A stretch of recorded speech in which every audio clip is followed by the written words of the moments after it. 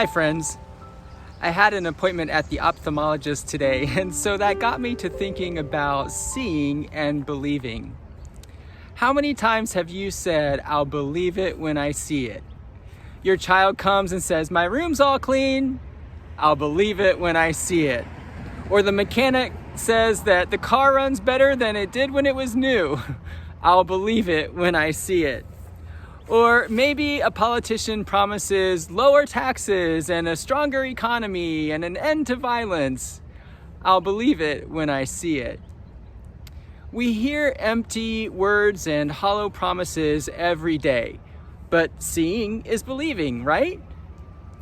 You know, we're not so different from Jesus' first disciples.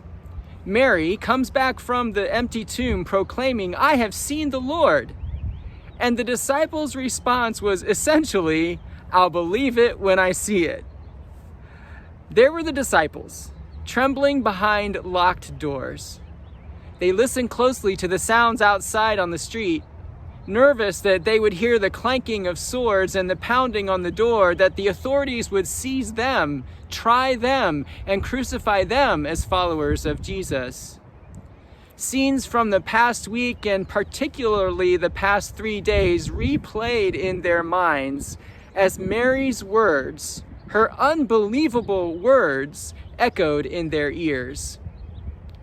There were the disciples, hushed and scared by unbelief, when Jesus came among them and said, "Peace be with you."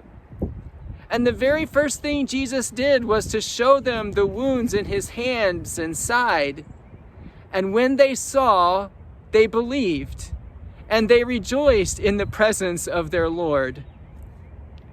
And so now the disciples go from this locked room proclaiming, "We have seen the Lord."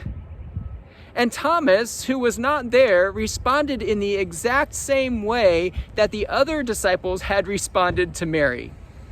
"I'll believe it when I see it." A week later, all of the disciples, including Thomas, were again together, and Jesus came among them and said, "Peace be with you." Jesus said to Thomas, "Put your finger in the wounds on my hands and your hand in the wound on my side. See and believe." And when Thomas saw, he believed, and he declared, "My Lord and my God." Poor Thomas gets a bad rep from Christians today. When you think of Thomas, what is the adjective that you automatically put in front of his name? Doubting. We tend to shake our heads at Thomas and to hold him up as a model of how we don't want to be. But you know, Thomas didn't react any differently than all of the other disciples. And if we're completely honest, he didn't react any differently than we probably would have in his place. Thomas was just being human. And the good news is that even though he had to see to believe, he's still included in the kingdom of God and in the family of Christ. And the good news is that we are included even when we doubt. Tomorrow, I'm going to think with you about some ways that we see Christ among us now. But until then, have a great day, enjoy the sunshine, and thanks for listening.